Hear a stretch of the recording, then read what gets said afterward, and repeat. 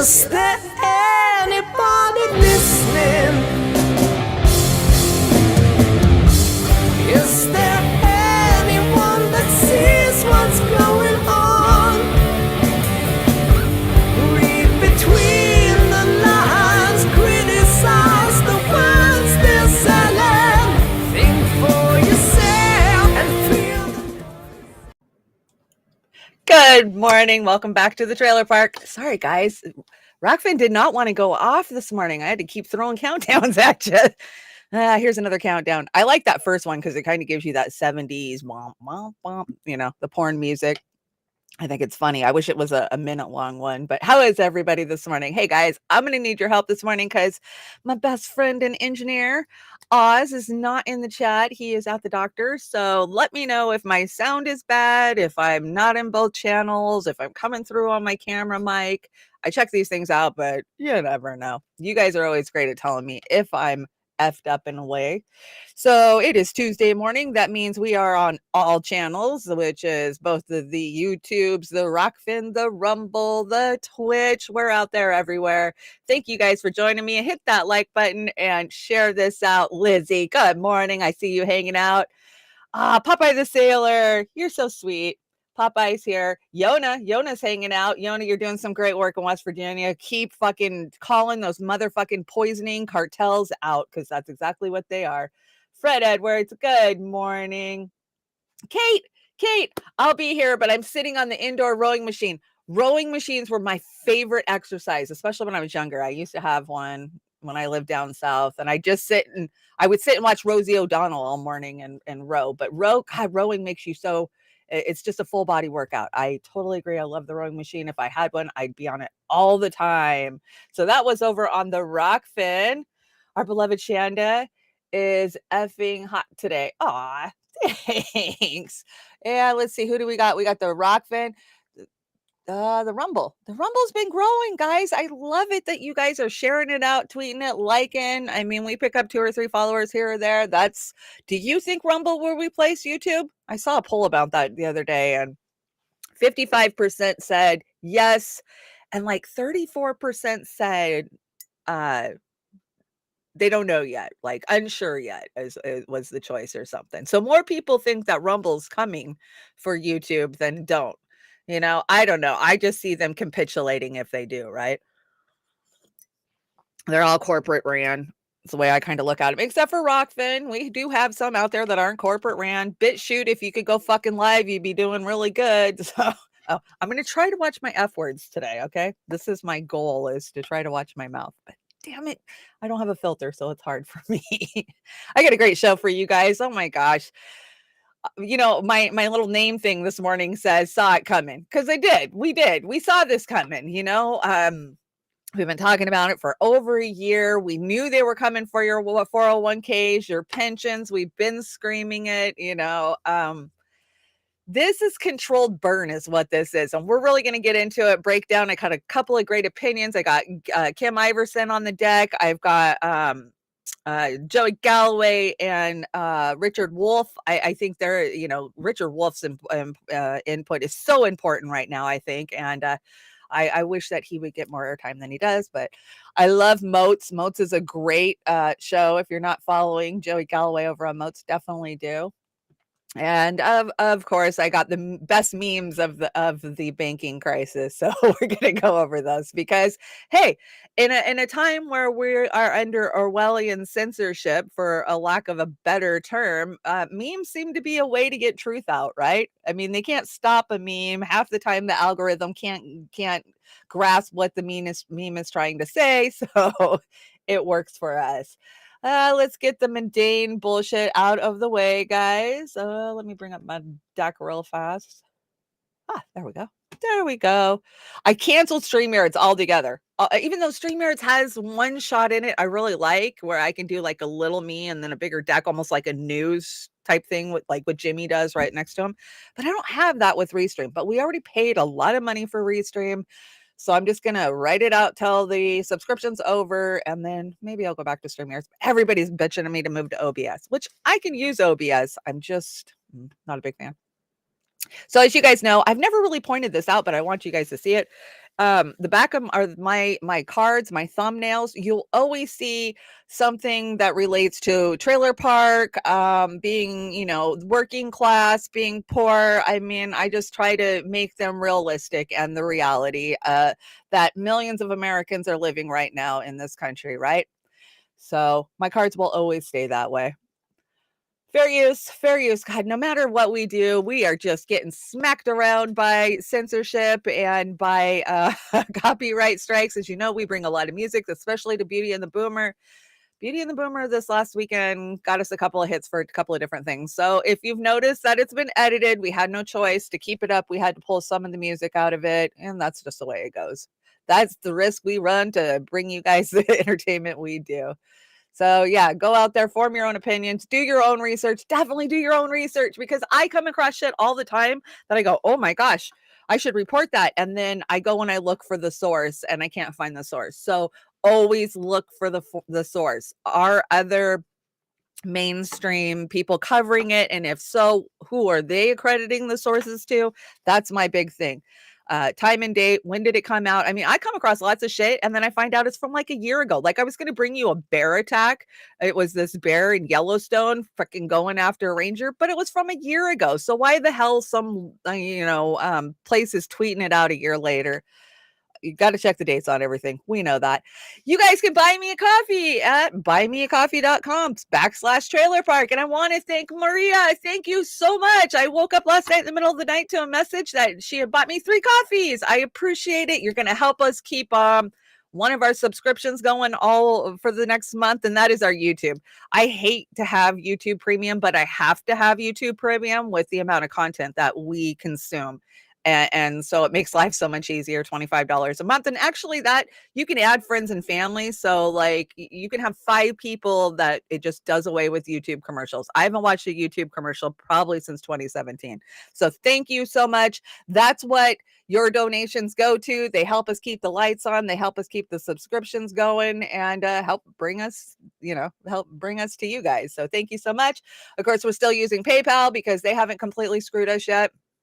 Only a matter of time. But if you want to help us out, those are the best ways. Or you can join the Beauty and the Boomer Patreon. We love our Patreons over at Beauty and the Boomer. I could have a Trailer Park Pundit Patreon. I just think it's too much. I just don't, want to weigh you guys down in all these different subscriptions. So we're just keeping it consolidated to Beauty and the Boomer or my 2 other donation sites. So thank you so much. I have brave, never seen commercials. That's great.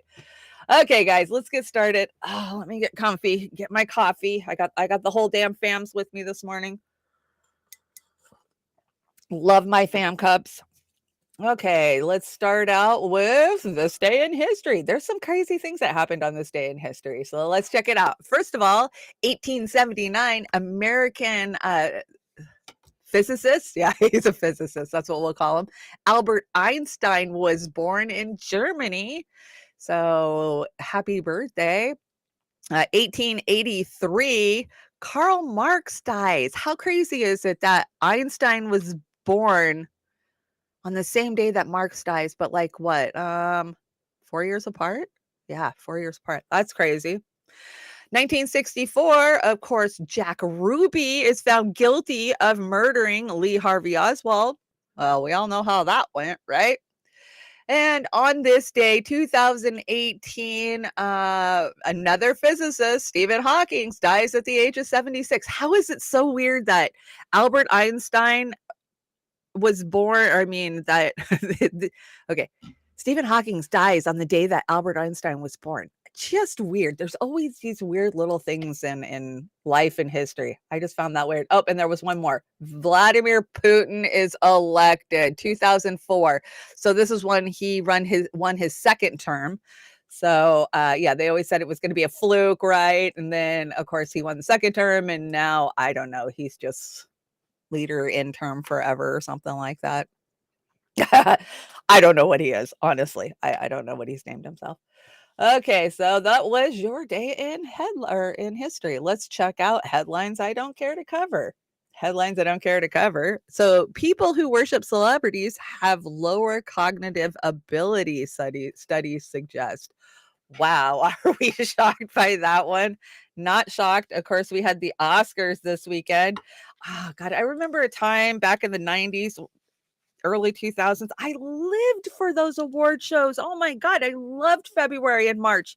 It was cold and I got to watch all the award shows, you know, it was the coolest thing ever. And now I just look at those people as elitists, you know, gated community morons who think that they can dictate to the rest of the world how to live their lives based on their opinions. And yeah, I believe that I had a lower cognitive ability when I was completely obsessed with stardom and celebrityism, right? So that's not really news. So that's why I don't care to cover it. I think we all knew that. So Carl never met Einstein. No, Fred, he died. He was only 5 years old, right? Einstein was 5 years old when Karl Marx died. So how crazy is that? And Stephen Hawking's never met Einstein. I would assume by how far apart their deaths were. So crazy. Of course, Stephen Hawking's told us that AI is coming for us, and we should heed the warning. I don't know. He was probably right. I guess we'll find out. That didn't he say AI is the biggest threat to humanity? And then I think he said that what else did he say? Aliens. If aliens are real, they're another big threat to society. I used to be obsessed with Hawking's. Now I know a little better, right?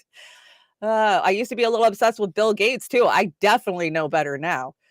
Okay, let's get started on Biden. The banking system is safe. Okay, it's safe. It's safe. Don't worry, you'll get your money. Capitalism without regulation is just fascism. Make the depression great again. Yeah, that's kind of where we're headed right now, isn't it?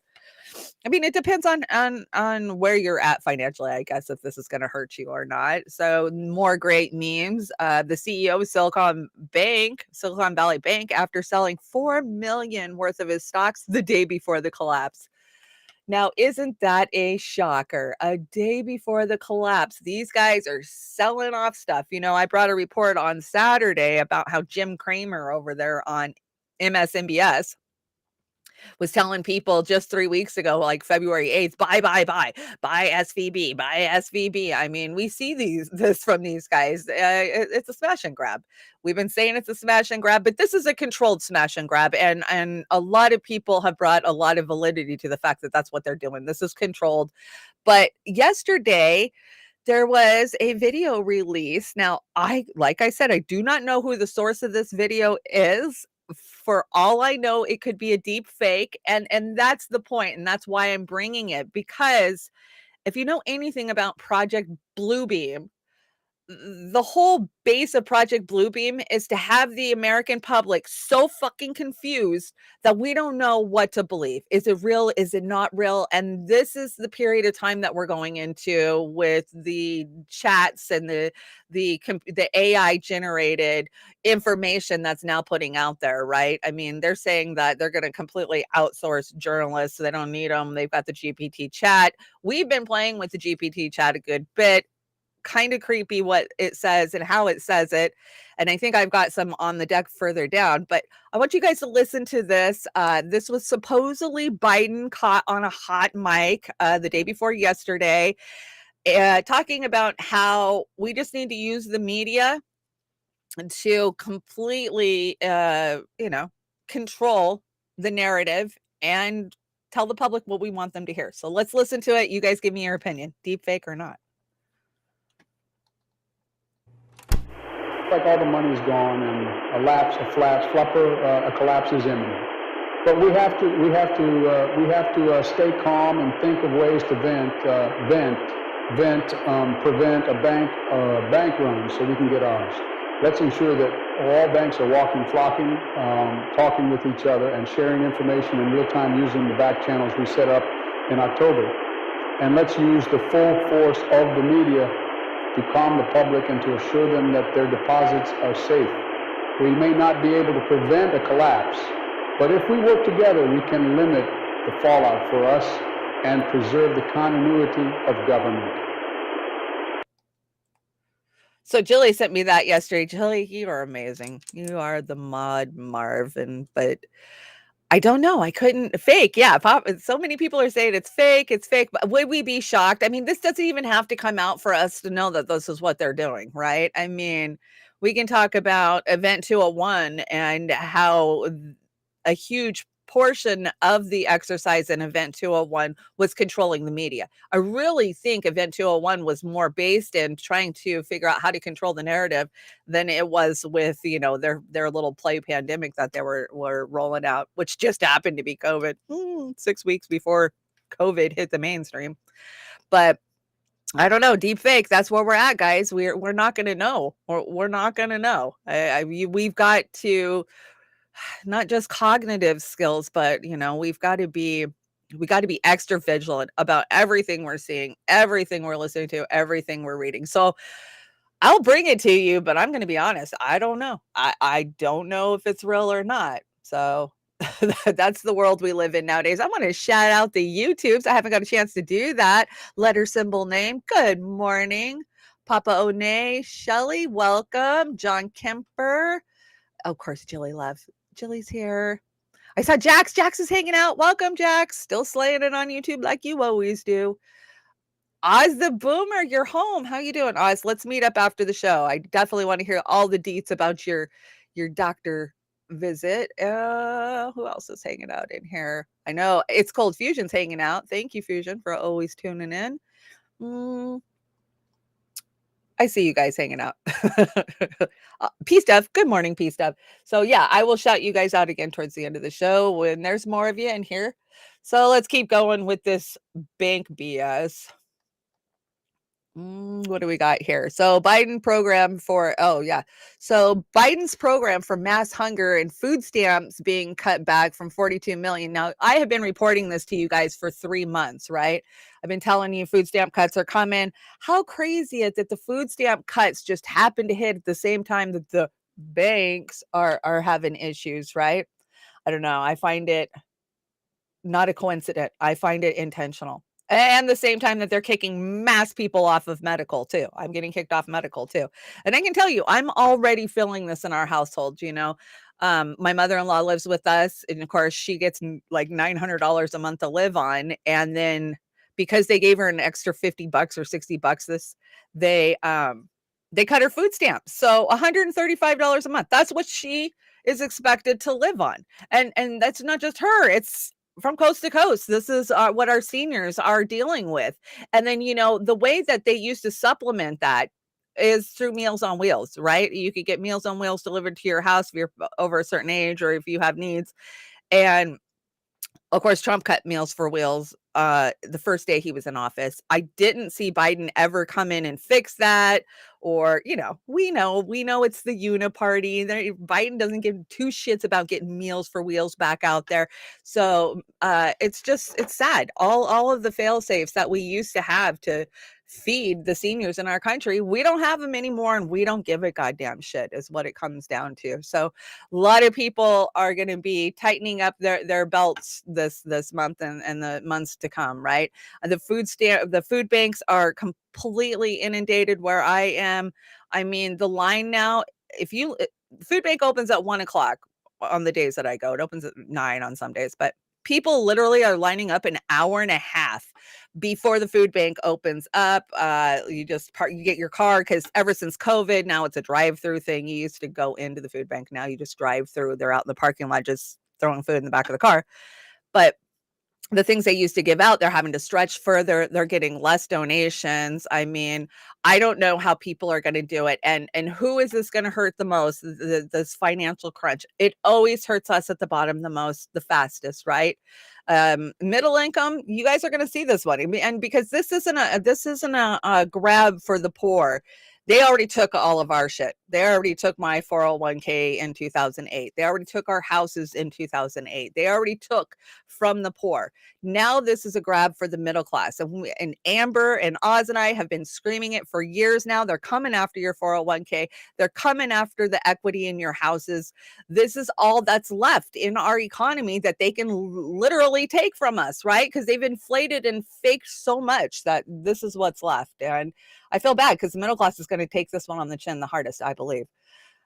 Silicon Valley Bank clients will get funds even those that weren't insured, the government said, oh, even those who weren't insured. How the fuck does that happen? Oh, I know. A bailout. You won't bail out the people. You wouldn't help us save houses or 401ks, but we're going to save the banks like we always do. Uh, you don't need to worry about a banking collapse if you got nothing in the bank. And kind of that's where I'm at. I'm covering this story for you guys, of course, because it's interesting for the rest of the country. But for me personally, I don't keep money in banks. And, I might get paid through a bank, but it goes out as fast as it comes in to bills, right? Oh, here's $1,000. Okay, well, you have $1,500 in bills. Have fun paying your bills. I mean, there's never but pennies in any of my accounts. And I know a lot of you guys are like that too. So does this hurt us? Yeah, it does, but it's not just wiping out our money, right? Uh, I feel bad for everybody. Jilly, if on Section 8 only pays 1/3 of income for rent, so maybe you'd have more cash. Right. Section 8 waiting list. I had 3 kids. I was on the Section 8 waiting list a couple of different times in my life because, of course, you have to, if I was making too much money, then I couldn't qualify. And then if I would lose a job or I wasn't getting paid enough, then I get back on the list and it would be 3 or 4 years, 5 years, 8 years. And by the time I would get closer to qualifying, then of course I'd probably be making more money. And then I was back to the bottom of the list. So honestly, 3 kids, single mom, making minimum wage. I never once got close to getting Section 8. Could I have tried harder? Yeah, I could have tried harder for a lot of social programs. But I was that pull yourself up by your bootstraps mentality. I am not going to depend on the government for anything. The little bit they give me, yeah, I'd take. But for the most part, fuck it. I'm going to go to work and I'm going to pay my bills. That's where I was at. So there's been so many problems with the Section 8 program. I did a report, I don't know, like a year ago, where literally you could move your Section 8 from one county to another, but then they were paying you mass. Like if you moved to San Francisco, their Section 8 there would put you to the top of the list and give you all kinds of money. And yeah, it's crazy. We know that there's a lot of scamming that goes on in those programs, right? We audited a homeless shelter that was handed $10 million locally to find out what the hell they were doing with the money. They always end up fucking pocketing it. It's always the administrators,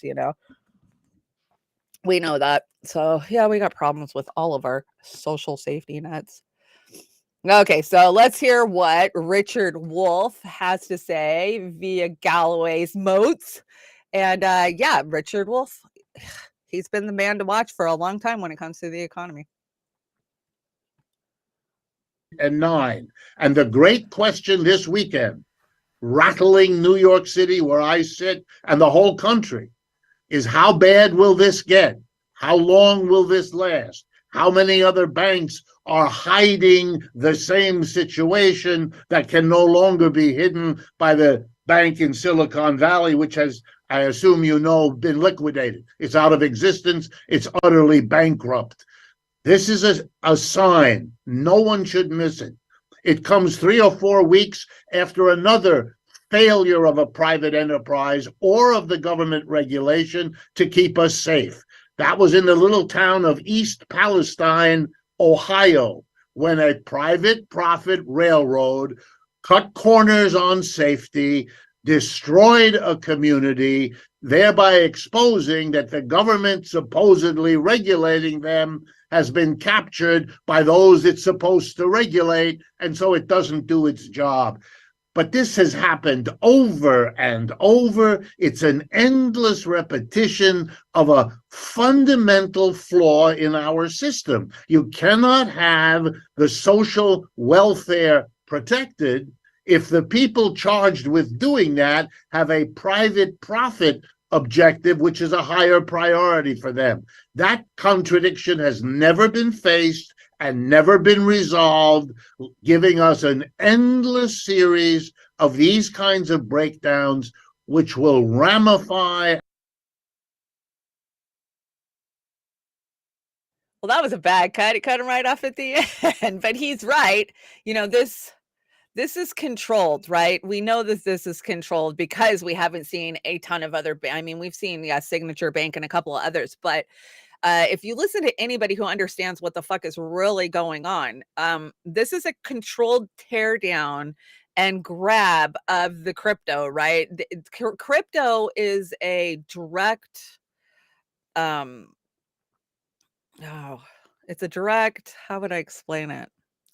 It's direct opposition to what they want to put out with this CBDC, right? So what they got to do is they've got to get control of these Silicon Valley, startups, put some of them out of business. They're saying a lot of them aren't going to go out of business. They're just getting bought up by these other entities. Do I think that all the big banks in the country we're going to see what we saw in the 30s, with all the banks going down? No, we're not going to see that. This is specific banks that deal with a lot of crypto, and they got to put crypto down in order to get their own digital currency out there. And how are they going to do that? So they tear it completely down. They're going to rebuild it, right? Like, oh, look, we're rebuilding it. And we're going to be able to hand you guys UBI because we have CBDCs. And that's what I see coming. This is just more Orwellian control, consolidation. And we'll watch it play out in the next couple of weeks and months. But I believe that's what's going on here. So yeah, this is a funny meme. I thought this was hilarious. So Silicon Valley Bank, spirit of Halloween. Isn't that funny? They always turn empty buildings into spirit of Halloween. So I want to say this was anonymous, and I don't always agree with what this channel has to say, but this is true. Come on, play. In November of 2019, right before COVID, the Institute of Politics at Harvard Kennedy School had a live tabletop exercise called Digital Currency Wars, which looked at how the United States can continue to leverage economic power in a world of national digital currencies, such as the Chinese digital yuan, which is already heavily competing in trade against the US dollar and seems to be at the forefront of centralized digital currencies. And it has an expiry date. If you don't spend it by then, it becomes worthless, so people can no longer save money. The Bank of International Settlements has announced that the central bank will have absolute control on the rules and regulations and will have technologies to enforce it. The Central Bank of Brazil is planning to launch their centralized digital currency in 2024. Israel is about to launch theirs, and the Bank of England is now preparing a UK digital currency. Italy's new Prime Minister, Meloni, is speaking out against the cashless society, but she seems to stand alone on the world stage. In the Federal Reserve's digital currency scheme, it appears that Hedera and Quant will be used on the technology side. They are already connected to everything. The cashless society is here, but everyone is talking about Hunter Biden's laptop. The tyrants are still getting exactly what they wanted. And once it's all said and done, then who will save you? And if you're like me or you, and you're protesting what they're doing, they can just turn off your chip. And you have nothing. You can't buy food. You can't do anything. But it doesn't matter if you are a political activist or an obedient sheep, because the banks are planning on taking all of your money to pay off their debts. I mean, it's a little bit conflicted, right? I mean, it's important that people understand they can be bailed in, but you don't want a huge run on the institution. But they're going to be. That's the FDIC currently has less than $200 billion in assets to insure over $9 trillion. That's just 1.3%. They know that a system collapse is coming, and they are already planning for bail-ins. As trust begins to fail, the people will begin to withdraw their funds, which will only guarantee a banking collapse. This is known as a bank run. In 2012, the International Monetary Fund, known for their reputation of coercion, violence, and extortion, published staff discussion notes entitled From Bailout to Bail-In, Mandatory Debt Restructuring of Systemic Financial Institutions. After the 2008 crisis, the world learned what a bailout is. Trillions of taxpayer dollars printed out of thin air to pay off the bankers' bad habits. It was hugely unpopular, but pales in comparison to a bail-in. So what exactly is a bail-in? It is officially obfuscated with elaborate equations, but to put it simply, it is when the bank steals your money directly from your account. Now, you remember we brought that video a couple of weeks ago of people at a Bank of America, I want to say somewhere in the Midwest, and they were screaming because their money was missing. Like, oh, I have $1,500 in this account, and now it's gone. And there was a whole line of people, and it was just a cell phone recording. Somebody was walking around, are you missing money? Are you missing money too? And they're all standing in line going, yeah, our money is missing. And, B of A said, oh, it was just a glitch. We put the money back. So, yeah, we're going to learn what bail-ins are.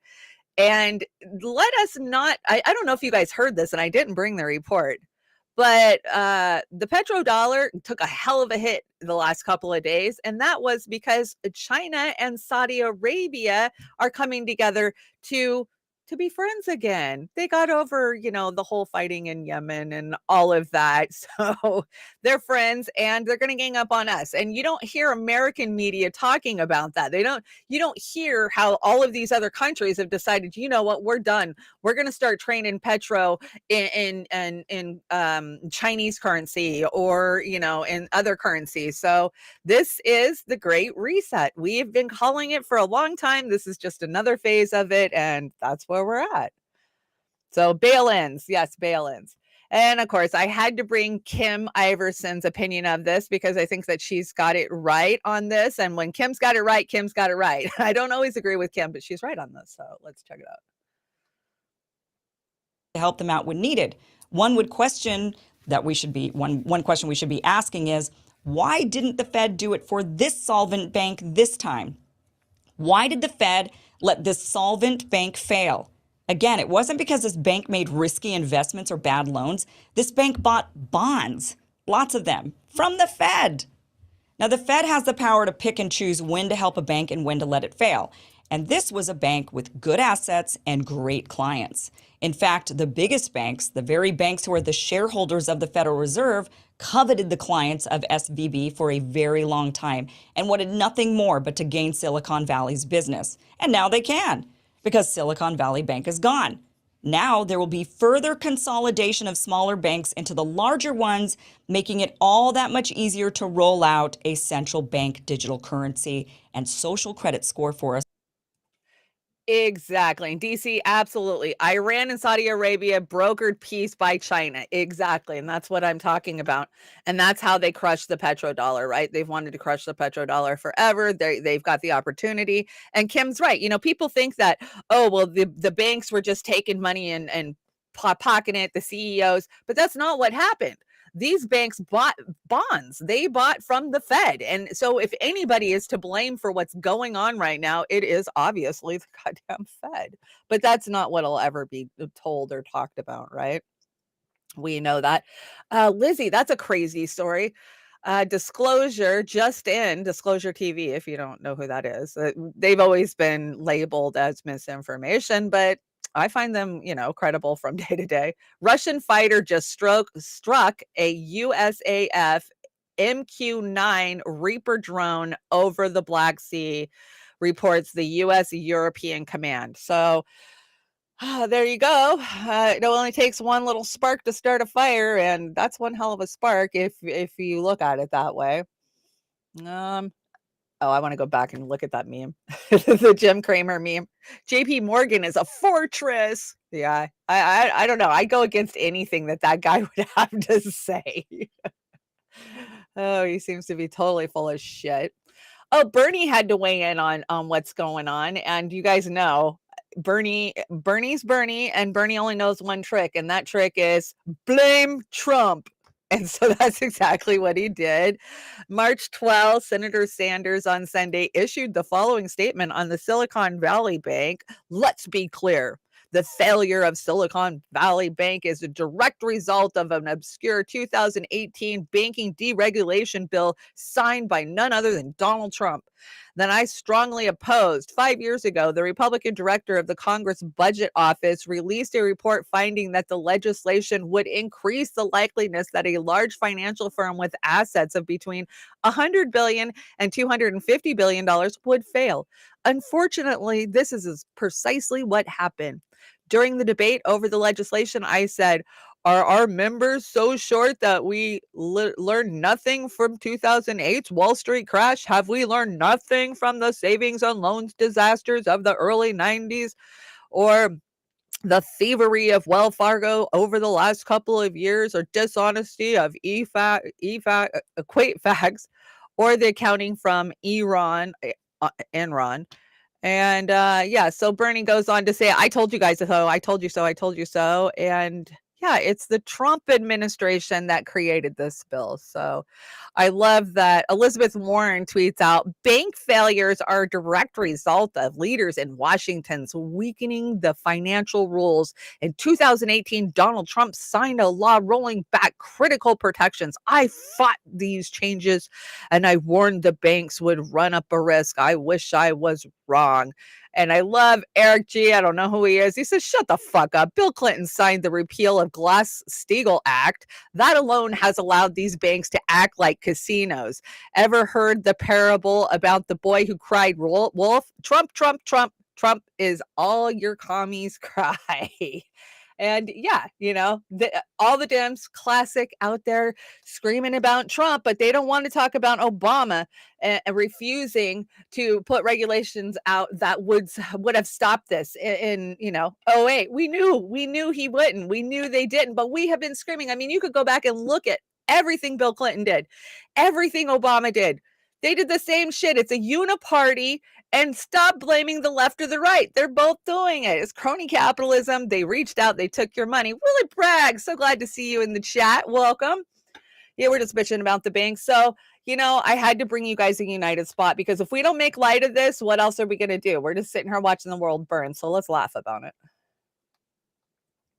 Hey, do you like money but just never seem to have any? Well, that's all Trump's fault. Are you homeless, poor, hungry, and scared? Well, that's Trump's fault too. Did your bank just shut down with no warning? You know why? Because it's all Trump's fault. High inflation, high gas prices? Yep, you guessed it. That's all Trump's fault too. Joe, what about the food shortage? Come on, man.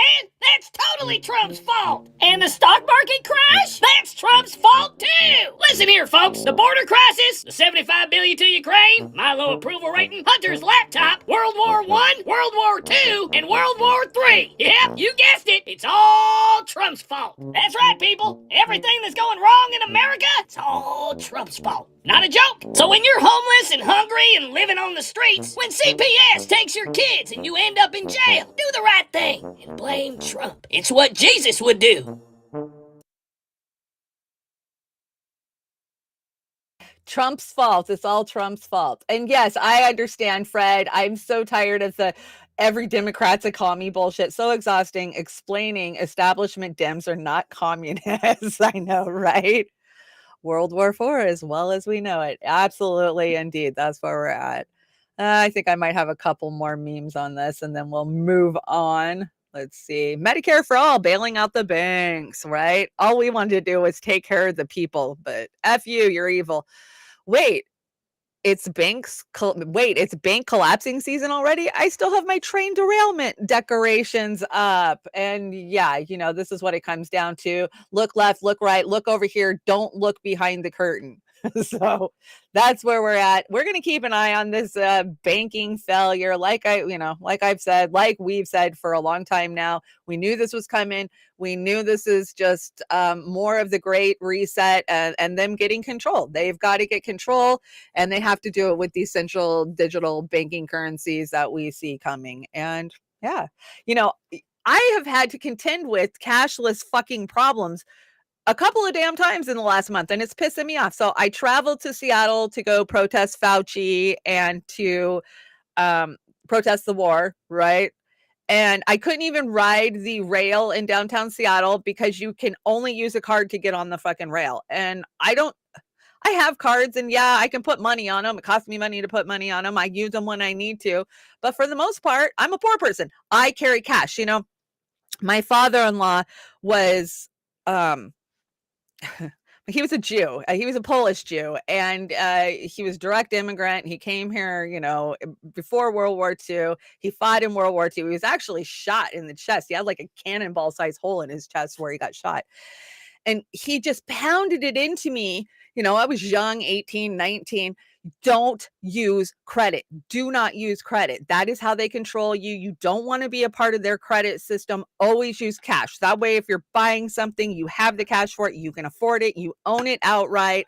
Never let them leverage you like that. That's what I took away from, you know, being around that man. And to this day, I still don't. I have never played into the credit system. I've probably carried one of the lowest credits of anybody in history my whole entire life because I just don't. I don't. I mean, okay, you can have a credit card. I don't want a credit card. Every day I get invites to apply for credit cards, you know, for Beauty and the Boomer or whatnot. I just throw them straight in the trash. Why would I give a leverage like that just to somebody? So I've never been a person who uses cash. But the other day I was at Walmart and go up to scan, you know, they've got the new machines that take pictures of your hands and everything that you're scanning, blah, blah, blah.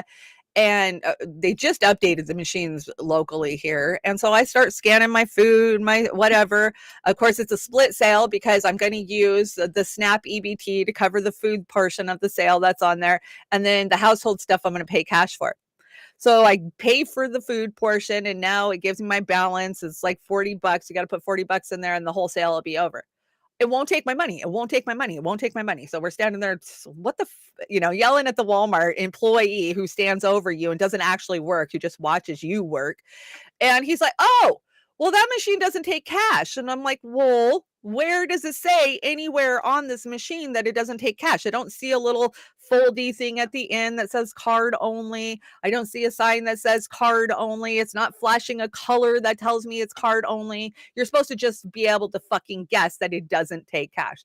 Basically, I had to cancel that transaction, re-ring up everything at a different freaking belt so I could pay cash at a Walmart. I mean, I live in a retirement community with a lot of people who don't look at those machines. They don't read the machine. You walk up to the machine, what do? You scan your first item. You're not reading what it says. I figure it's just going to say, support Ukraine, give us money. So I'm not reading the damn thing. It's very frustrating. We are going to be a cashless society very, very shortly. If you're using cash, you see it because I'm seeing it everywhere in my small little podunk town. And it sucks. So who is this hurting the most? Well, here you go. You know, this is a oldie but a goodie that I made a while ago. Biden bills are popping up everywhere. Build back stronger. This is a big fucking deal. Yeah. And Jilly sent me this yesterday. This is what they call Veterans Row in Los Angeles. And yeah, that's how we take care of our vets. So go to war and then you can have a tent with a flag on it in LA. That's how we'll take care of you. Very sad. I just find that heartbreaking. Why do we have to be that way? Right. It doesn't have to be that way. We choose to be that way. Greed makes us that way. So as a part of this coming digital future, of course, we will need digital IDs. Now, Australia has officially rolled out its new digital ID, and I'm sure America's will be somewhat similar. So let's check it out. The state government is about to launch a new form of digital ID that means you'll never have to hand over your personal details to anyone again. It will all be stored in the Service New South Wales app on your phone, which will prove you are who you say you are. Scanning his licence, passport and Medicare card, in less than 3 minutes, the minister proves he really is Victor Dominello. This is unquestionably the Holy Grail. This is your first look at the state's new digital ID. This is a huge step forward in giving back people control over their data, control over their identity. Personal credentials will be stored on your device. No IDs need to be handed over. And that means keeping your address and birth date to yourself. If you need to hire a car, rent a property, set up a bank account, check into a hotel, or prove you're over 18 to buy alcohol or attend an event. All you need to do is tap your phone and That will be a validation that you are real. Australians from, the kitchen table to the boardroom table would have an increased anxiety following the deluge of data breaches we saw late last year. But this seeks to take away the risk because companies will never have a copy of your details in the first place. Right. These But how guys, can it trust it wasn't over. you are who you say you are? Well, you'll need to take a selfie, which will be cross-checked against other forms of ID you've submitted, and when there's a match, you're good to go. The technology will be opt-in and should be available later this year. Okay, so you can opt in, you can't opt out. You can opt in. And I agree. These databases get hacked every damn day, right? So everybody will have all of your biometrics. They will have all of your data. But hey, you don't have to say your birthday or show your ID if you want to buy alcohol. Isn't it convenient for you? I mean, this is where we're going. And we know that Australia is going to roll everything out first. We saw them during the Rona being just insanely authoritarian, right? Remember, they were shipping you off to camps and making you pay $1,400 if you got thrown in one of these camps. It was insane. I mean, poor Australia. Poor Australia.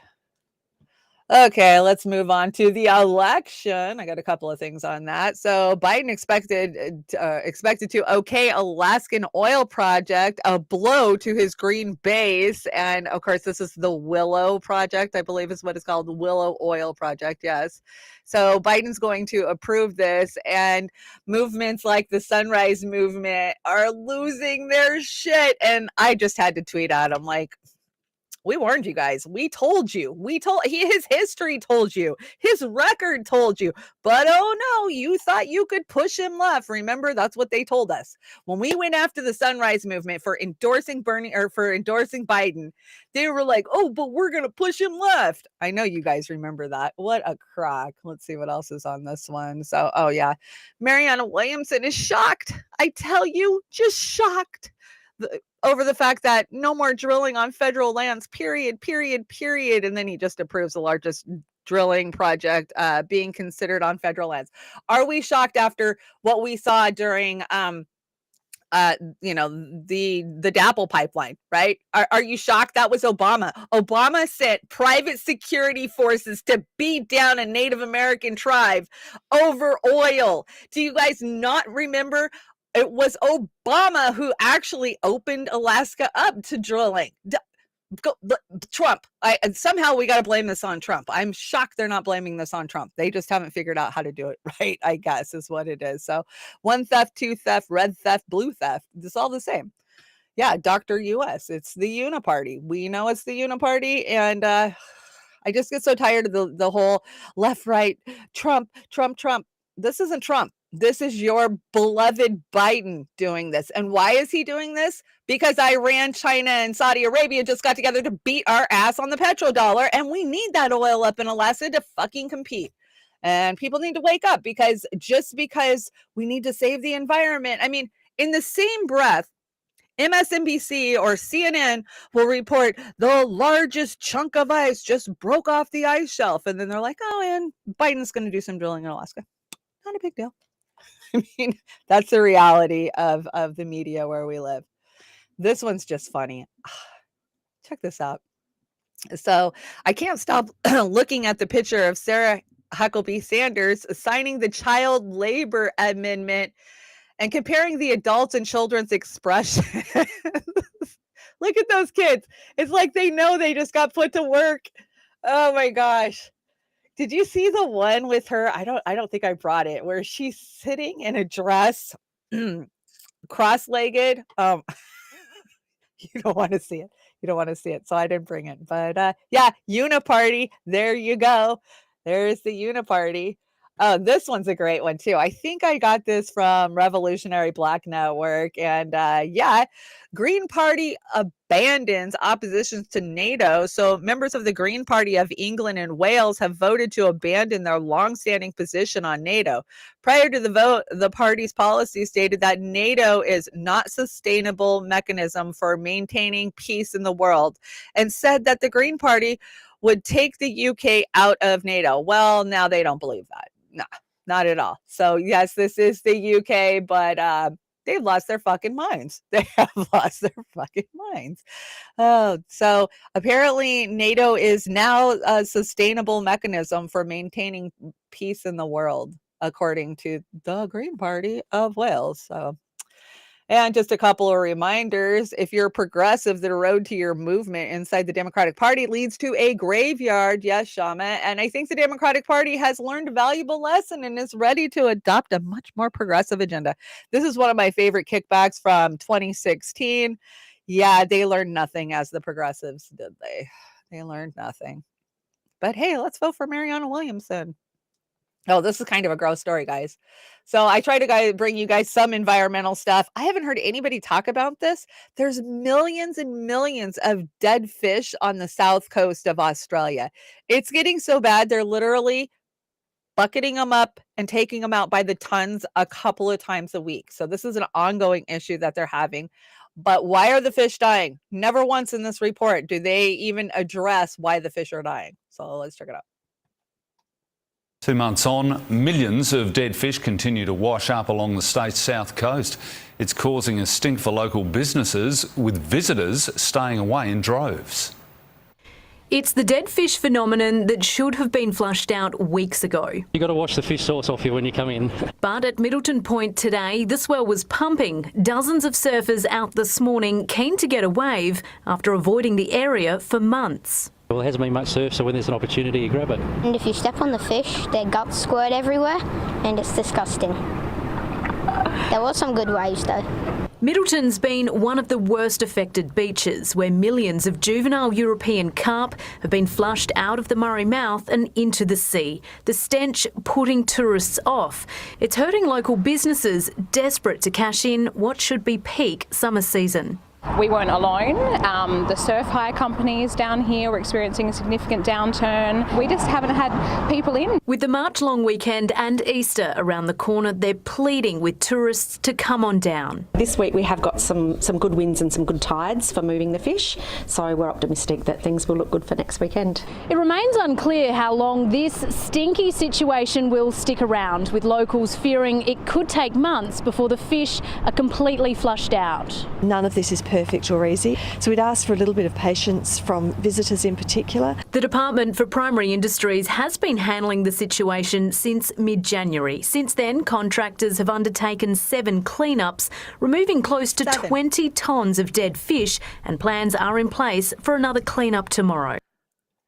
7. They've done 7 cleanups of that beach already, and they've got more. But you didn't hear them even. Nobody once said, "Why are all these fish here? Why are they dying? Why are they washing up?" We see mass die-offs all over the world all the time. Kate says back in the 60s, Lake Michigan had dead. Alewives everywhere. Yeah, I mean, there's always reasons for these die-offs. A lot of it is pollution, chemical runoff, there's always some reason, but it is the height of summer over there. So, ew, I feel bad for them. Let's talk about Stacey Plaskett. So delegate, remember, she's only a delegate from the Virgin Islands. Of course, this is a woman, one of the women, and look, Ro the Ho just happens to be sitting behind her. This is one of the delegates that attacked Matt Taibbi last week, and she is an absolute 100% paid, handpicked super delegate shill. And let us not forget that she is a representative from the U.S. Virgin Islands who accept donations from Epstein after he was registered as an SA. Of course, I can't say those words on YouTube, but I mean, why was nobody screaming that? I mean, we were all screaming that, but still, why is she even there? If I was Matt Taibbi, I would have been like, how much kickback did you take from Epstein? I would have burned her to the ground just sitting there. I don't know why he didn't, but he's got more couth than I could ever have, because I couldn't sit there and take that shit that he took last week. And what else does it say? So you're telling me the most armed citizens in the world had an unarmed insurrection? Yeah, I'm so tired of hearing about the insurrection. Now, I know a lot of you guys watched Jimmy Dore yesterday with Robert Kennedy Jr. on there. he said a lot of shit that made me unhappy. I mean, Oz sent me a message like, "Are you listening to this?" And I came in a little bit late. So I ran over to the Rockfin and backed it up so I could hear what he was saying. The fact that he thinks that J6 was an insurrection, okay, well, that's a problem.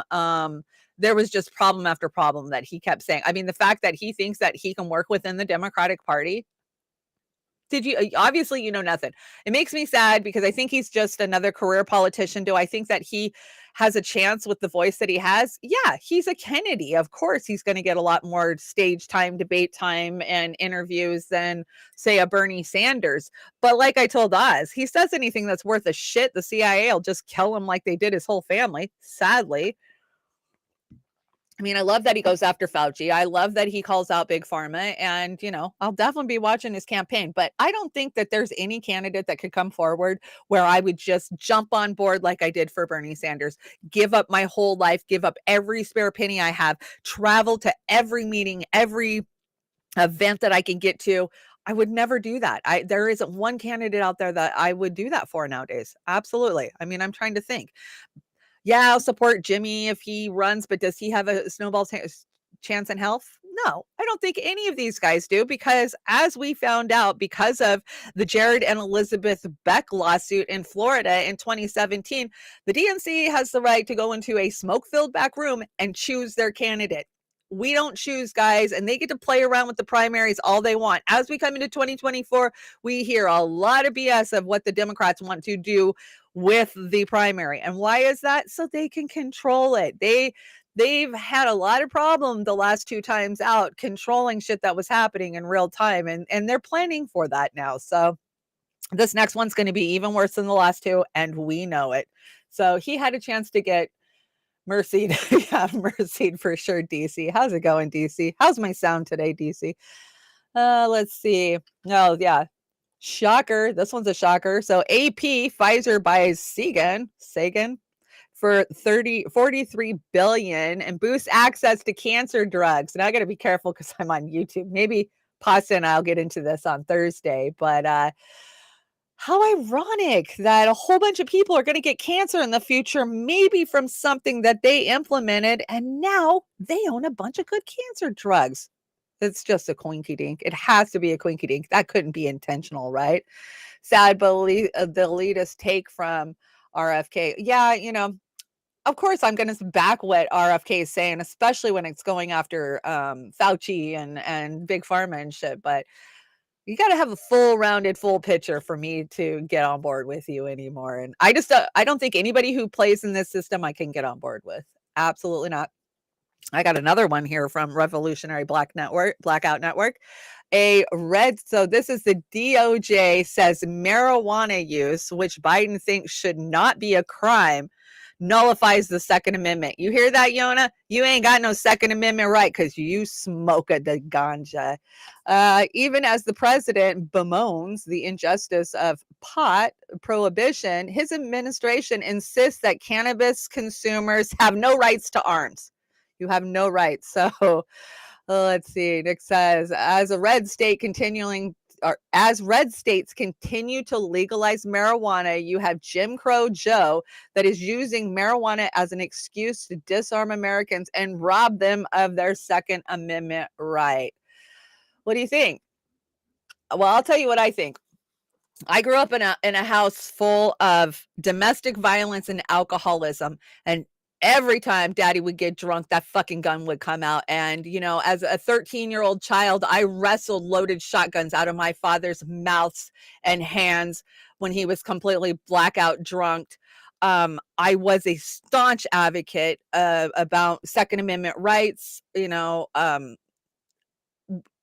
until 2017, 2016. And mind you, my father did end up blowing his head off. He did. I can't say that word, the S word, but he did commit, And so, of course, I wanted to see households that had domestic violence in them not have access to guns. I voted against myself when it came to that one. I knew, but I still, as a kid who grew up in a domestic violence house with alcohol, I thought for sure guns and alcohol don't belong together, but marijuana and guns, that's a totally different effing story. You don't see somebody get stoned and then go terrorize his family with a goddamn shotgun.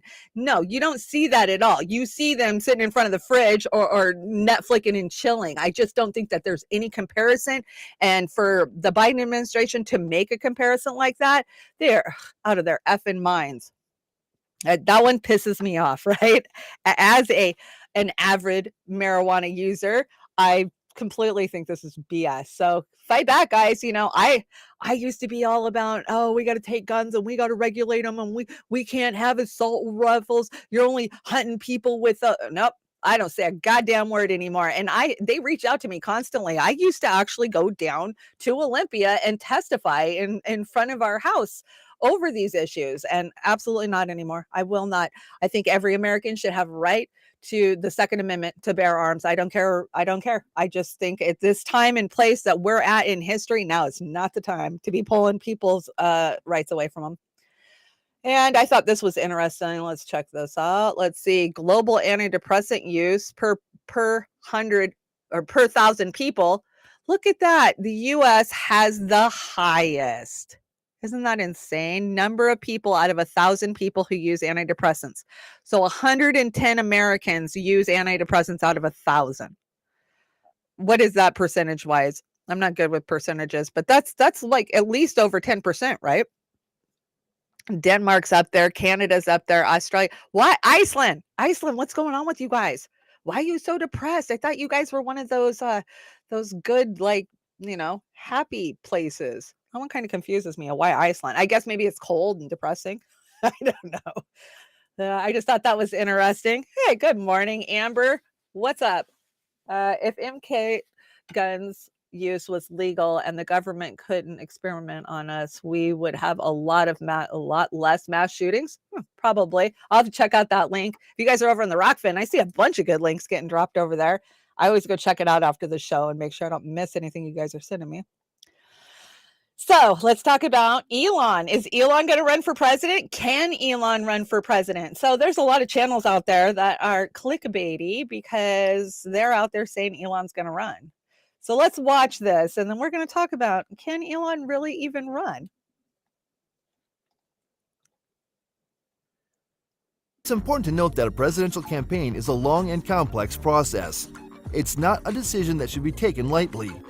Musk would need to consider the impact on his current companies, his family, and his own well-being. Additionally, he would need to build a campaign organization, raise funds, and develop a campaign platform and message that resonates with voters.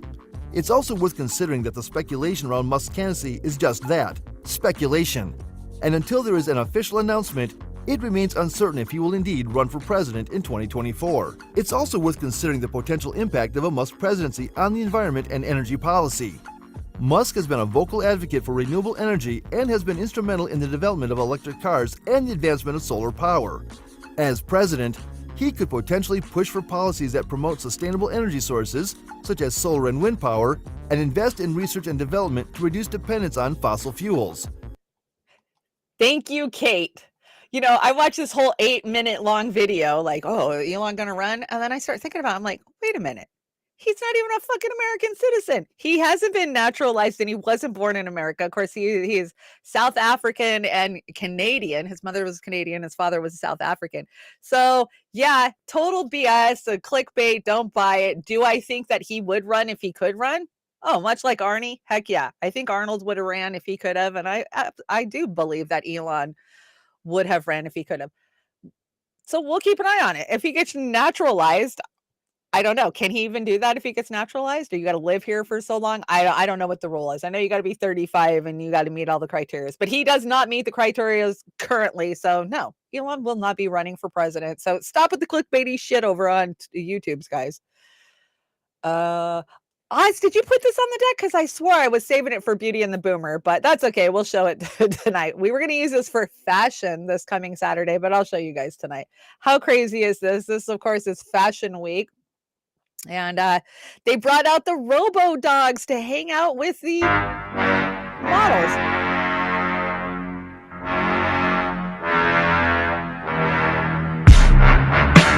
Oh, what a perversion.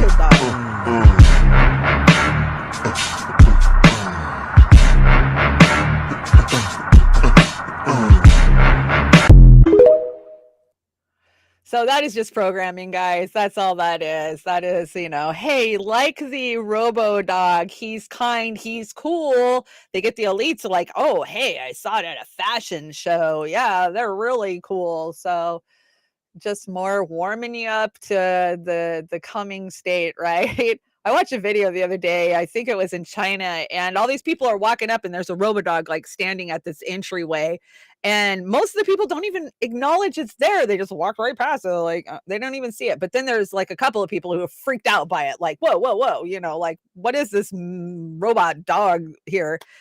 And then they just move past it. So I guess they want us to get used to seeing robo dogs around. They're going to be around. The robo dog does nasty stuff. I know. I pulled that lady's shirt off. How? Smoking more of the weeds. Yeah, I haven't yet. I don't in the morning because my brain in the morning like doesn't fire right. So I must have had that on the wrong thing. So I wait till the afternoon. So you guys know I'm a night smoker. I'm not a day smoker.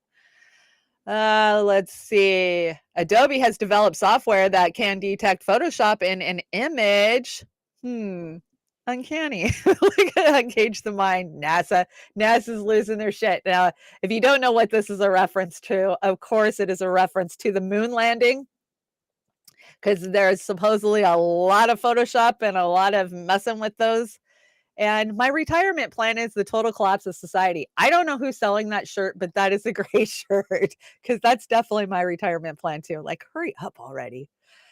This made me happy. So yesterday, of course, Kyle and Crystal had to go out there. I'm just going to call it the KK show, right? Had to go out there and talk all about the banks and, they're doing the right thing. But here, check it out. So I screenshot this picture and I send it to Oz and I go, somebody needs to make a meme about this being his mom. I'm totally laughing and joking about it. And not even 10 minutes later, Devin Young pops up with Eminem explaining to his mom how misunderstood he is. Freaking perfect. Yay. She looks like his mom. I'm sorry. If you look like his mom, you look like his mom. I'm not saying you are his mom. I'm just saying you look like his mom. I don't know. Do you guys see that? That was just too funny. Too funny. Jilly, I'm probably going to get punked for this one, but I'm still going to show it to you guys anyway. So Jilly sent me this yesterday, and it actually took me a full day to get it to upload onto the Google Drive. Now, Google is doing a new thing that if you're trying to upload things into the system that it doesn't approve of or is copyrighted or is, one of those controlled things, they just don't let you upload it. So I've been having a hell of a time, but I actually got this one to upload. So let's check it out. This is just a cute little cartoon. I don't know who made it. I don't know the source.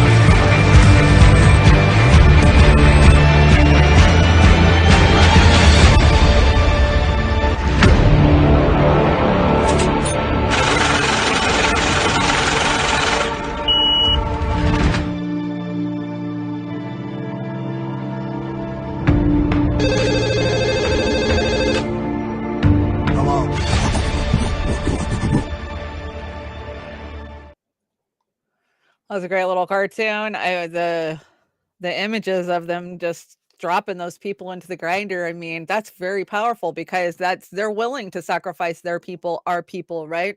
They've made it very, very clear. Good morning, Dingo, or afternoon, whatever it is in your neck of the woods. It's morning for me. Getting stoned and plinking cans with the 22 is most of my teenage years. Yeah, right. Right. I agree. Absolutely. Let's see what else do I got. Come on, go over. Let's see what's this. So, person literally dying. American hospitals come back when you're a little richer. Yeah, I mean, we saw that report of that woman who was arrested for not leaving the hospital when she was sick, and she died of a stroke in custody. Right? All she wanted to do was be seen, and sorry, you're poor. Get out of here. And did you guys see this yesterday? I'm glad there's no video of this. Warning, graphic video. Oh, okay. Well, I don't have the video, and I don't want to see the video. A new report details Walker County police deputies place a man in the jail kitchen freezer for discipline and left Mr. Anthony Mitchell in for too long, and he froze to death. Oops. Our bad. So yeah, now we're just putting people in the freezer and shutting the door as corporal capital punishment. I don't know. What the hell? What, I mean, you would think with the scrutiny that is on all of these different police forces for brutality, that this wouldn't even be something that would even cross any CO's mind, because obviously this is a correction officer that did this. We call them cops, but where I live, anybody can become a correction officer to our nearest prison, which is like, I don't know, 30 or 40 miles away.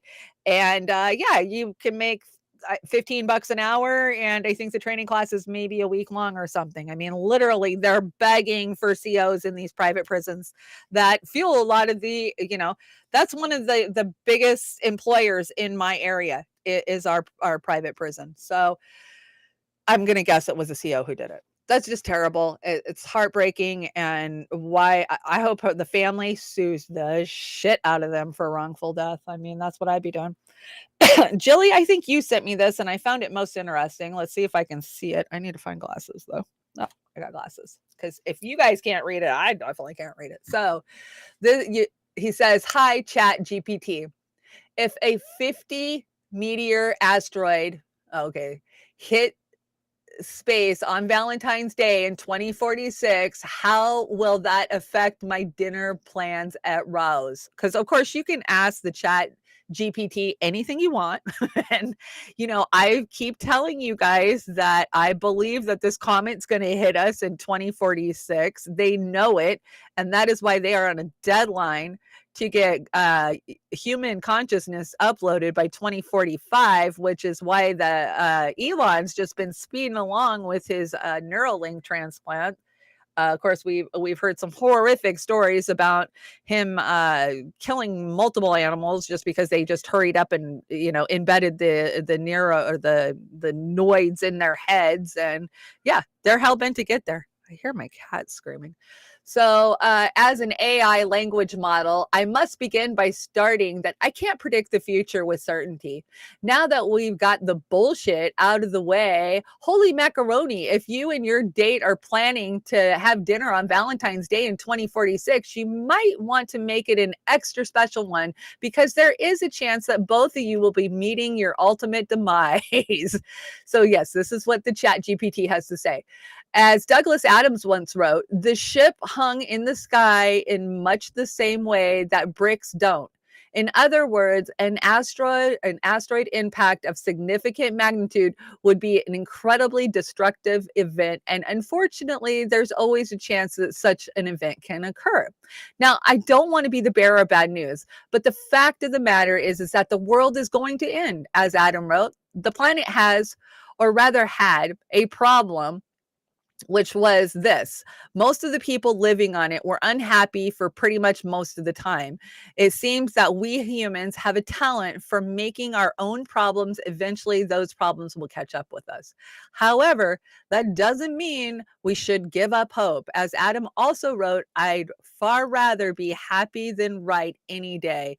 We can still work towards making the most of the time we have and creating a better world for ourselves and future generations, even if the world is going to end eventually. So my advice is to enjoy your Valentine's Day dinner with your date as much as possible and make the most of the time you have. As Adams wrote, don't panic.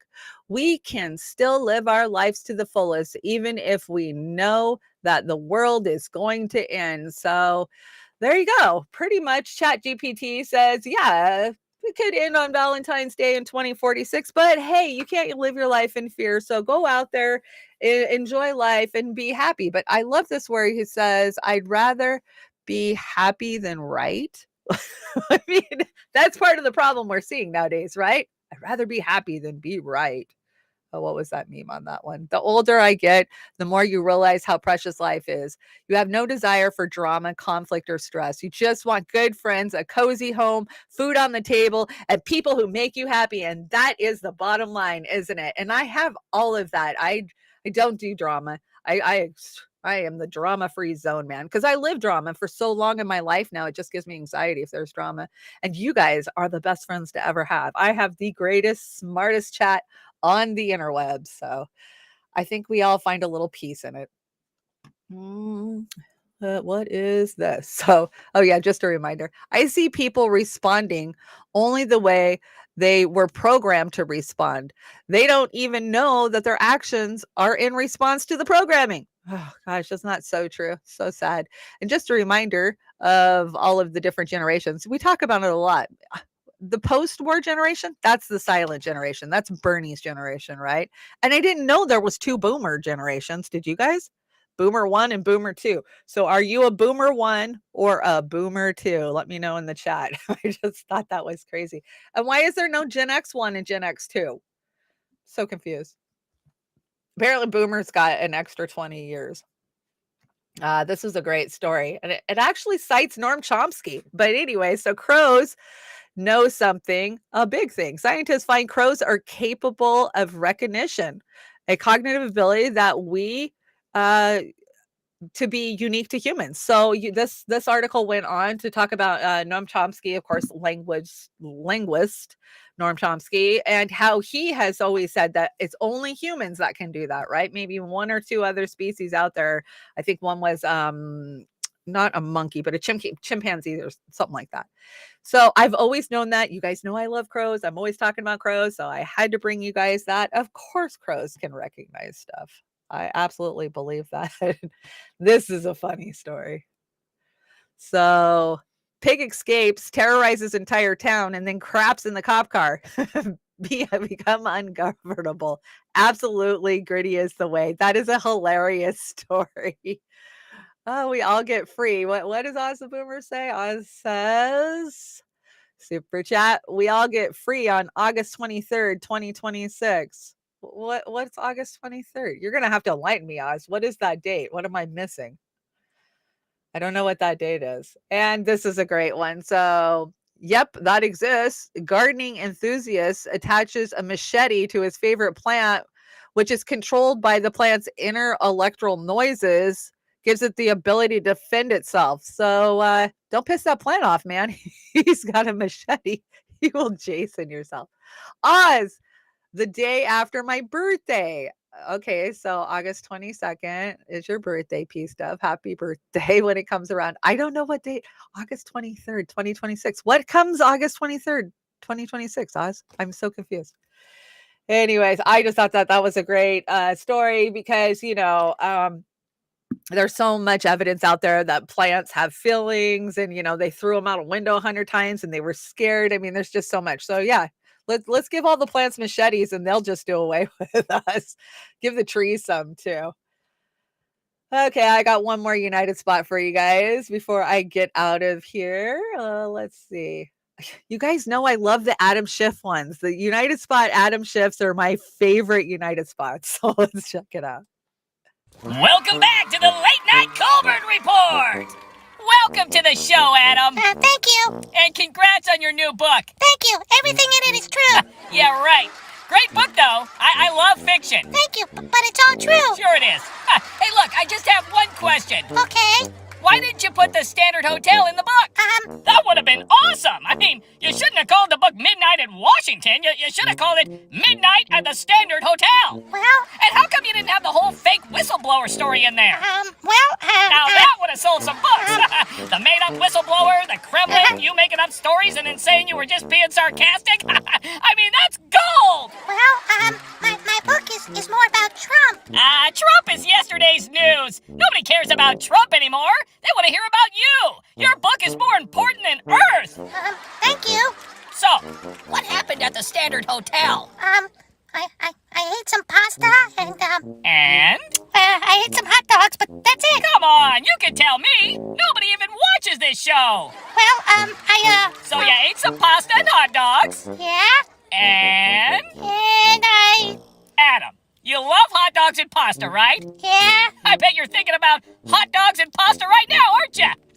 Yep. Blink twice and say nothing if everything about the Standard Hotel is true.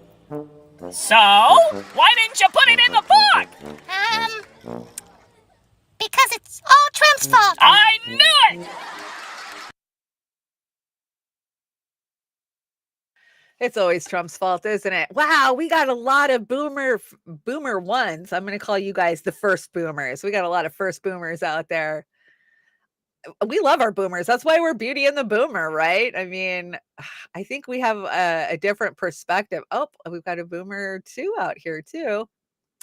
I'm a Gen Xer, but I'm a Gen Xer who raised a bunch of boomers. So I feel like I have boomer embedded in me.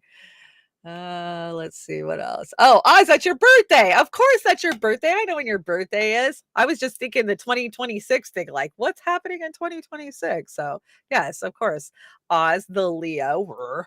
Actually, you're a cusp person, aren't you? Oh yeah, Ozzy, you're a younger brother too. You guys are funny. You're like, I'm older in dirt. No, you're wiser than dirt. That's what it comes down to, right? The older we get, the wiser we are. Fuck, if I could have the information that I have now 20 years ago, God, the things I could have done, the troubles I would have saved myself.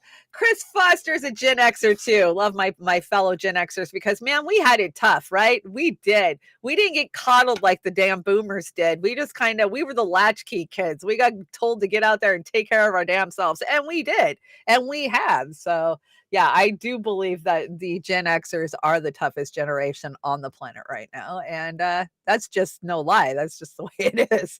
I agree with this one.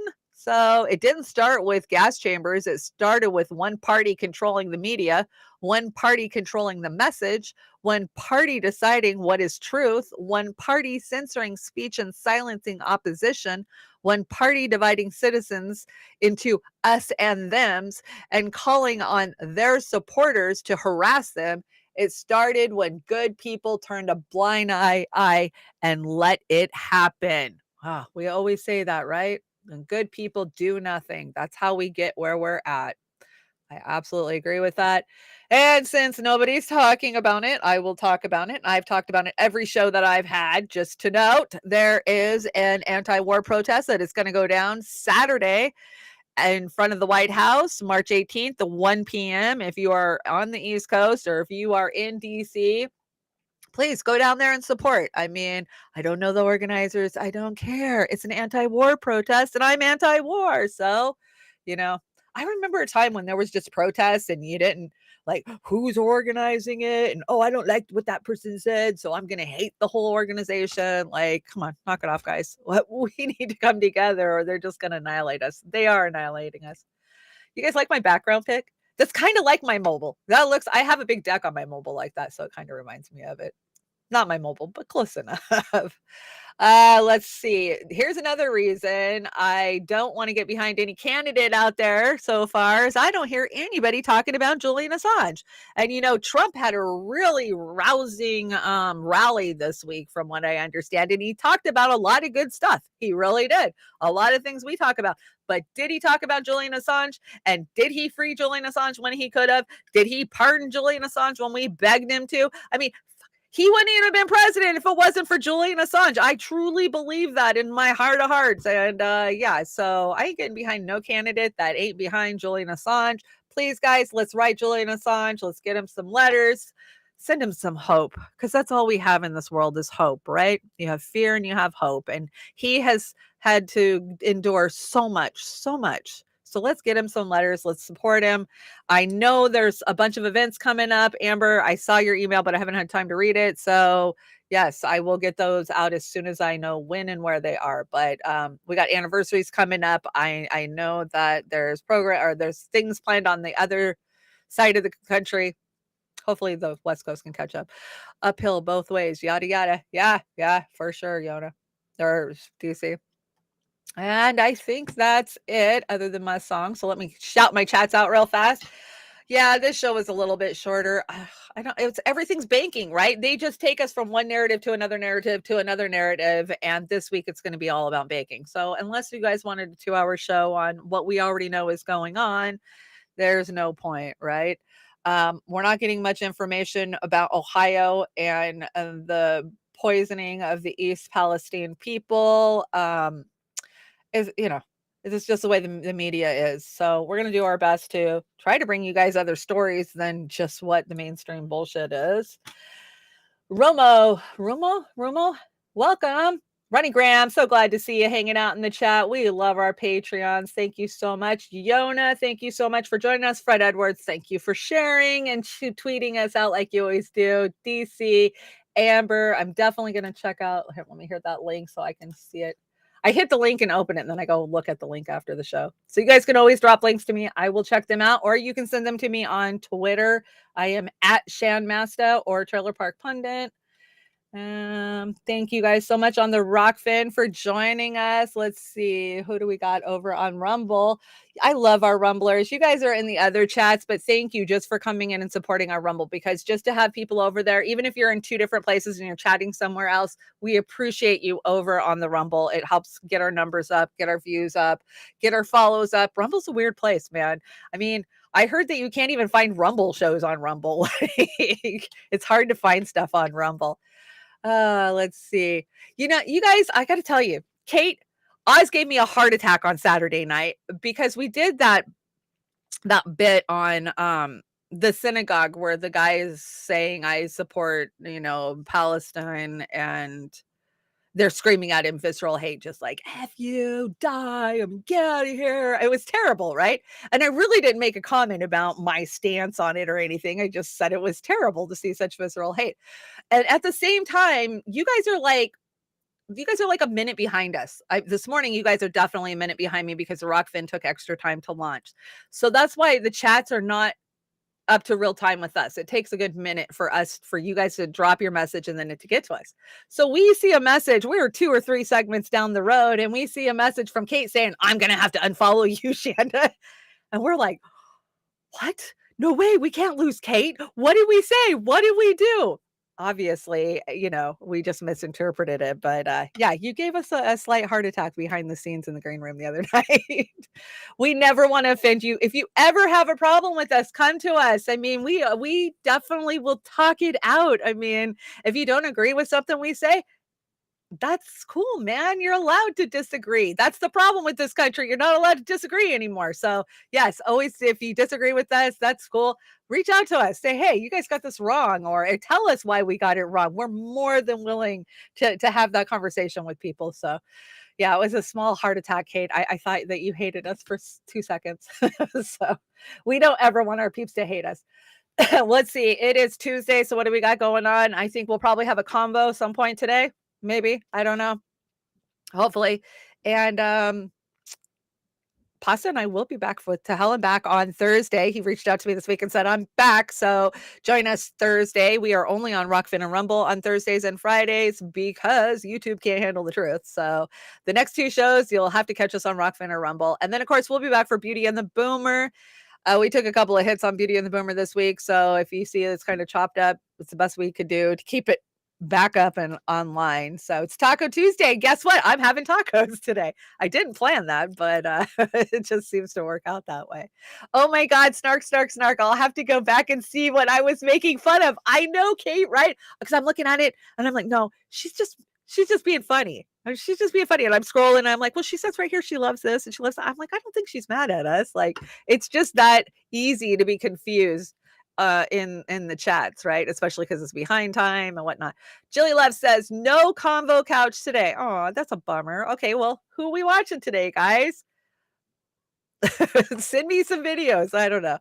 Anyways, anybody else got anything? I don't think so. I'm just gonna get out of here. I want you guys to have a great day. And I did have a new saying. What was it? Oh, see, all this this brain fog in the morning. It slows me down. I'm not as foggy in the evening. I don't know why. I guess maybe I'm not a morning person, but it is what it is.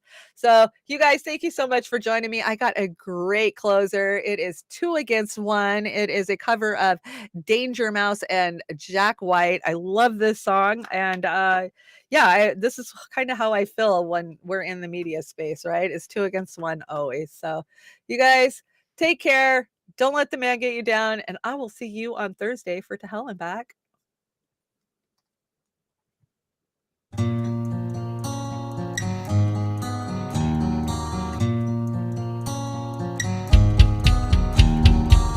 Make no mistake, I don't do anything for free. I keep my enemies closer than my mirror ever gets to me. And if you think that there is shelter in this attitude, wait till you feel the warmth of my gratitude. One, I get the feeling that it's 2 against 1. Already fighting me, so it's another one. The mirror is a trigger and your mouth's a gun. Lucky for me, I'm not the only one. And if it looks to me like you in your reflection plan to add your own fight to this dimension, then tells that ain't no free for all to see. There's only 3. It's just you and me against me. One, I get the feeling that it's 2 against 1. Already fighting me, so it's another one. The mirror is a trigger and your mouth's a gun. Lucky for me, I'm not the only one. Lucky for me, I'm not the only one.